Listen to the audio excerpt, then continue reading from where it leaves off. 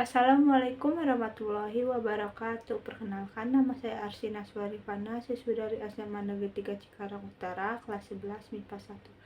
Di sini saya ingin menjelaskan tentang materi inflasi dari pelajaran ekonomi lintas minat kelas 11. Yang pertama ada pengertian inflasi. Pengertian inflasi adalah kenaikan harga barang dan jasa secara umum dan terus-menerus dalam jangka waktu tertentu, atau sebagai kondisi ekonomi di mana terdapat kenaikan harga barang dan jasa dalam waktu yang panjang karena ketidakseimbangan arus uang dan barang. Lalu selanjutnya yaitu jenis-jenis inflasi.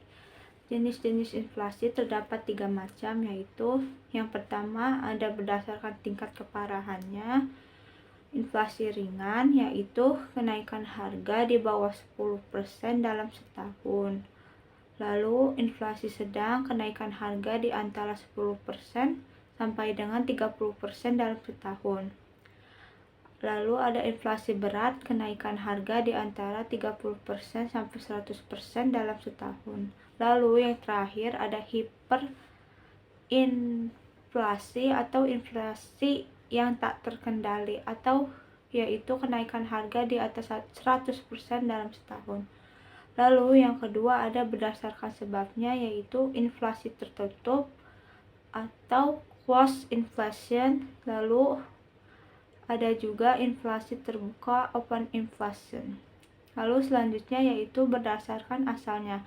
Berdasarkan asalnya dibagi menjadi 2, yaitu inflasi dalam negeri, yaitu domestic inflation, dan yang terakhir inflasi dari luar negeri, yaitu imported inflation.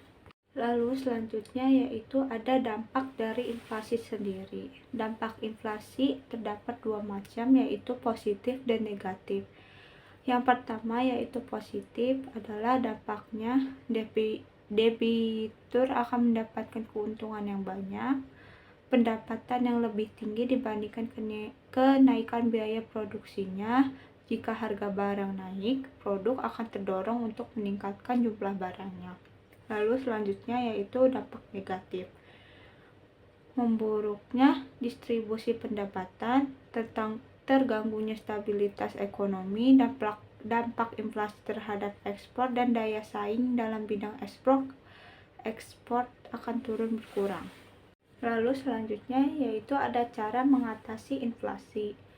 Ada beberapa cara yang dapat dilakukan untuk mengatasi inflasi, yaitu pertama, melalui kebijakan fiskal, yaitu dapat diatasi dengan menggunakan kebijakan fiskal yang berarti mengatur penerimaan dan pengeluaran pemerintah.